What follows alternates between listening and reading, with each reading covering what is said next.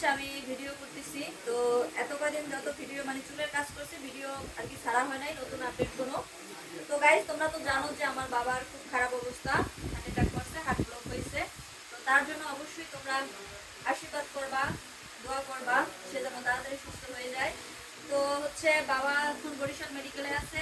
আর আমার যেহেতু পার্লার তো থাকতেই হয়, কারণ নয়তো দোকানদার মানে দোকান অফ থাকলে তো বোঝোই যে কি হইতে পারে। তো এদিকে আবার হচ্ছে আমার শ্বশুর বাড়ি ধান উঠছে।